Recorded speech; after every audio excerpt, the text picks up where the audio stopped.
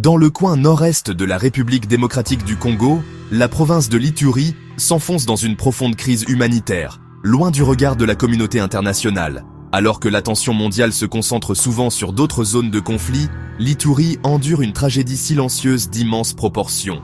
Fin 2023, cette région comptait plus de 1,6 million de personnes déplacées internes, ce qui en fait l'une des zones les plus touchées du pays. Ces chiffres stupéfiants représentent des familles arrachées à leur foyer, des agriculteurs qui ont perdu leurs terres et des communautés entières brisées par une violence incessante.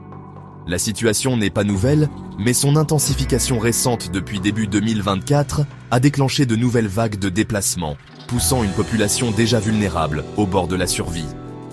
La réalité quotidienne pour les habitants de l'Ituri est une lutte désespérée pour l'existence. Les familles déplacées se retrouvent entassées dans des camps surpeuplés, comme le site bien connu de la plaine Savo, où les nécessités de base sont un luxe que peu peuvent se permettre. L'accès à l'eau potable, à la nourriture et à un abri adéquat est gravement limité, créant un terrain fertile pour la maladie et le désespoir. Les conditions sont précaires, les tentes de fortune offrant peu de protection contre les éléments ou la menace toujours présente d'une attaque. C'est une crise qui ne se déroule pas à la une des journaux, mais dans la souffrance silencieuse de millions de personnes qui se sentent abandonnées par le monde, leur sort éclipsé par d'autres priorités géopolitiques. L'ampleur des déplacements à elle seule devrait être une sonnette d'alarme mondiale. La géographie même de la crise révèle sa profondeur et sa complexité.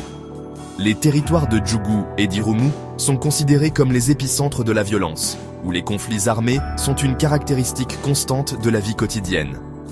Cependant, l'instabilité a étendu ses tentacules à travers la province, atteignant Mahagi, Mambasa et Aru.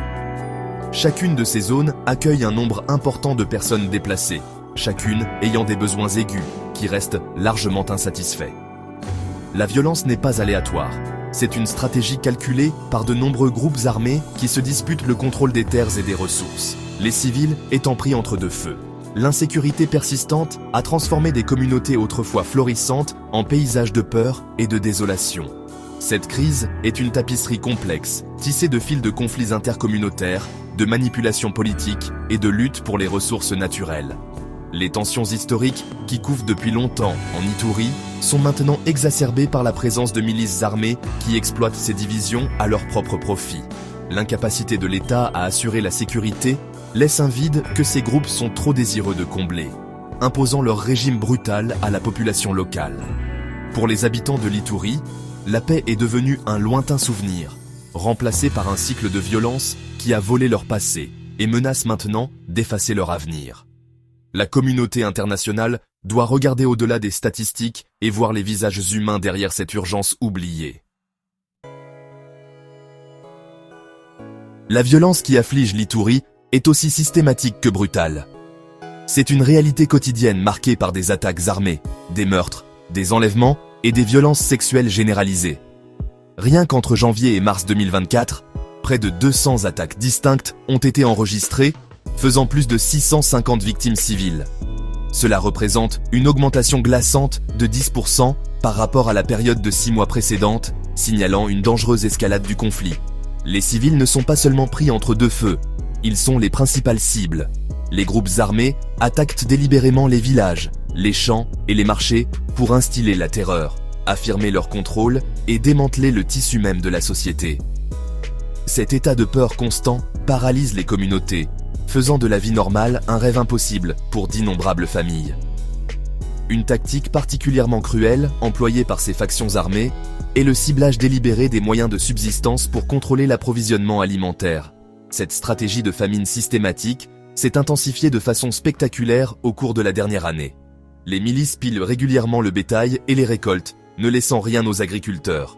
Elles attaquent les pêcheurs sur les lacs et les pasteurs avec leurs troupeaux.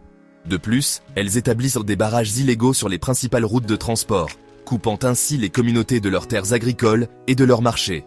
Cette strangulation économique non seulement aggrave la crise alimentaire, mais détruit également l'économie locale, créant une dépendance que les groupes armés peuvent facilement exploiter.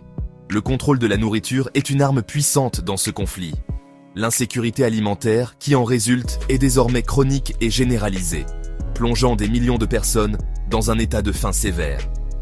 Les familles qui cultivaient autrefois leurs propres terres dépendent désormais entièrement de l'aide humanitaire, qui est souvent insuffisante et difficile d'accès en raison de l'insécurité généralisée.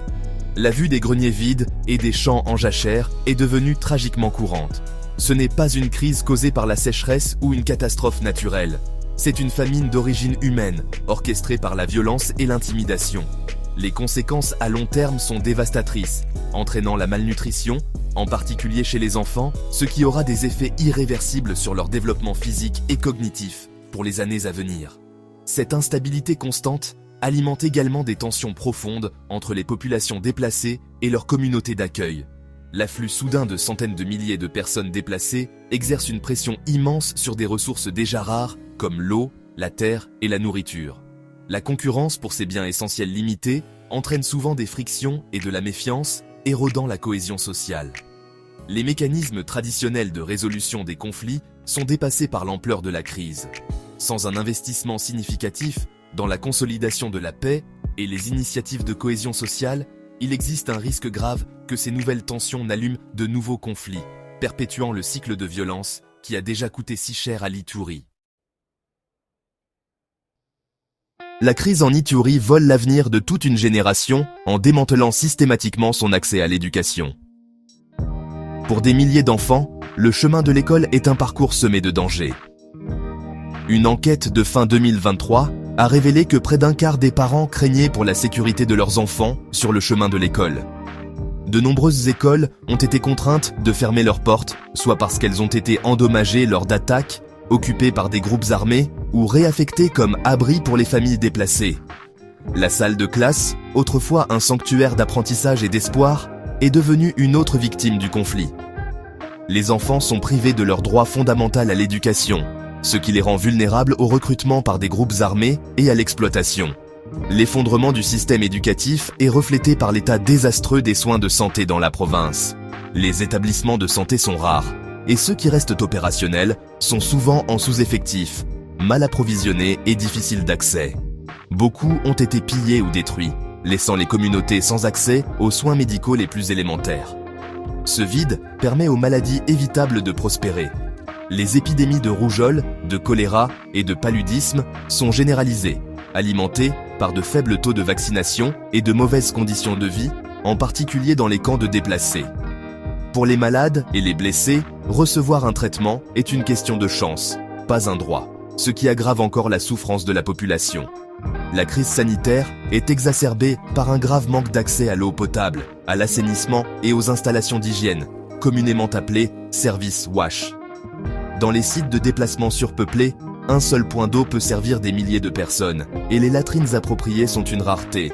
Ces conditions déplorables sont un terreau fertile pour les maladies d'origine hydrique comme le choléra, qui peuvent se propager à une vitesse terrifiante au sein d'une population vulnérable. La lutte quotidienne pour trouver de l'eau propre est un fardeau immense, en particulier pour les femmes et les enfants, qui doivent souvent parcourir de longues distances, s'exposant au risque d'attaque. Cette privation fondamentale prive les gens de leur dignité et de leur santé. Le coût psychologique de cette crise prolongée est immense et souvent négligé. Des enfants ont été témoins d'atrocités que personne ne devrait jamais avoir à voir. Des adultes ont perdu leur maison, leurs moyens de subsistance et leurs proches. L'exposition constante à la violence, au déplacement et à l'incertitude crée un traumatisme profond et durable dans toute la population. Pourtant, le soutien en santé mentale est pratiquement inexistant. Les cicatrices de ce conflit ne sont pas seulement physiques, elles sont gravées dans l'esprit de ses survivants. Sans s'attaquer à ces dommages psychologiques, construire une paix durable sera impossible, car le traumatisme peut alimenter des cycles de vengeance et de haine pour les générations à venir.